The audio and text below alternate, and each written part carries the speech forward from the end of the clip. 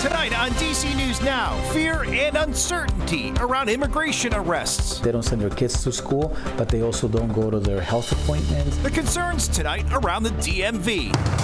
Hey friends, it's always a nice treat to talk to you about upper 50s to near 60-degree weather. I have your forecast. It's coming up. A Maryland family loses their home in a fire. I was hit with a big wall of flames as soon as I opened the door. The heartbreak and the warning for others about batteries in e-scooters. President Trump now offering to pay federal employees to quit. The severance he's offering all federal workers to cut costs, and why one Virginia senator is warning federal workers. A casino in Northern Virginia, another step closer, why the measure could still fail, even if the General Assembly approves the bill.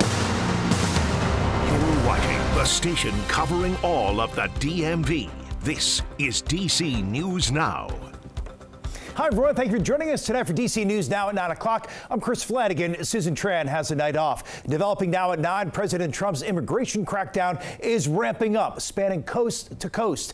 ICE agents say they made nearly 1,200 arrests yesterday alone. That is the most since President Trump returned to office. Data shows in the district, ICE has made more than 7,500 arrests since 2021. And in Maryland, ICE has arrested a little more than 6,000 undocumented migrants since 2021 as well. Officials say the goal is to target immigrants in our country illegally who have committed crimes. But critics argue undocumented migrants who have not committed crimes are also being arrested. DC News Now's Daniel Hamburg joining us live here in studio tonight. And Daniel, ICE is making targeted attacks and arrests in our area this week. How are local immigration officials reacting tonight? Well, Chris, largely it doesn't come as a surprise, and most people who have no problem with criminals being arrested. However, it's the rhetoric from the Trump administration that has a lot of undocumented immigrants scared they could be caught up in enforcement efforts. ICE agents are cracking down across the country, including in Silver Spring, where agents Monday targeted illegal immigrants wanted for child pornography, our wanted homicide down in El Salvador, our armed robber, and our drug dealer. Across Maryland, 13 people were arrested Monday. We do not do raids, we do not do dragnets, we do not do sweeps. That is not something ICE has ever done. We do targeted enforcement. Targeted enforcement isn't new, but it is a focus of the Trump administration that's being publicized. People are acting as if Trump was the first one to deport someone. That is not the case. This country has always deported criminal aliens. That is the law of the land. But Abel Nunez with the Central American Resource Center says President Trump is now allowing for collateral arrests. If ICE goes after a criminal alien, but there are other people that are there that cannot prove their legal status in this country, they will be picked up and they will be arrested as collateral arrest. He says people should not be scared to send their kids to school or go to work, but anyone undocumented should be prepared. Right now, you need to understand what your situation is. So consult a legal provider that has experience, that is reputable on your immigration case. That will tell you how vulnerable you are if you happen to encounter an ICE agent. Again, ICE says they're only targeting criminals, not trying to round up people in schools and churches, but there is still fear among the 100,000 undocumented immigrants in our area, worried they could be caught in the crosshairs of ICE. In the studio, Daniel Hamburg, DC News Now. All right, Daniel, a lot happening there. Meanwhile, in Virginia, the Manassas Police Department addressing concerns over immigration enforcement. They say rumors about conducting immigration checkpoints or raids, they're simply false. The department is saying it will not undertake any type of immigration-related investigations. They're not authorized to enforce federal immigration laws and cannot lawfully do so. Anyone with questions or concerns can reach out to the police department directly. Meanwhile, in Maryland, more groups pushing back against allowing ICE agents to enter schools and places of worship. Ahead, all new at 9:30, the concern from a Silver Spring pastor for his congregation and his community. All right, let's get a first check on the forecast with Chief Meteorologist Janessa Webb on this Tuesday evening. And not a bad Tuesday. Not a bad Tuesday. Late January, we're in the 50s. Yeah, you gotta love that. Man, we're just getting a nice treat, right? Right, yeah. It's gonna continue into tomorrow. We do have a few concerns with winds that are gonna start to pick up tomorrow morning. But all in all, folks, this will help us push towards the upper 50s to lower 60s for daytime highs. Can you believe that? As we finish off January, we're gonna be on the warm and mild side, extremely above average. Here's our concerns. This starts around very early, 6, 7 a.m. tomorrow morning for D.C. and every county that you're seeing in brown right now under an advisory. And then they have issued a warning farther to our west for Garrett County into Martinsburg, Hagerstown, where you potentially 55 to 60 mile per hour wind flow. And so that will be a solid 24 hours. Winds are not a concern at this point, about 5 to 10 miles per hour, but we want to prepare you for what's coming tomorrow. If we didn't have these southerly winds, really 55 to 56 wouldn't be on the table tomorrow. So it's beneficial to us. We have a lot of spots that are going to touch 60 degrees across southern Maryland and northern Virginia.